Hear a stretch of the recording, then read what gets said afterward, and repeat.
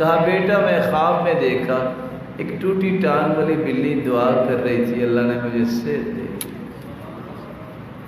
دی۔ بلی۔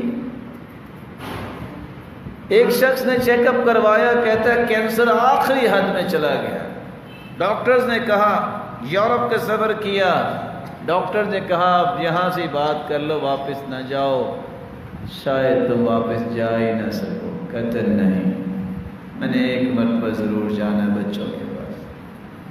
واپس آیا، گوشت کی دکان سے گزرا، ایک عورت بیچاری کچھ چیزیں اکٹھی کر رہی ہے، پوچھا کیا کر رہی ہو؟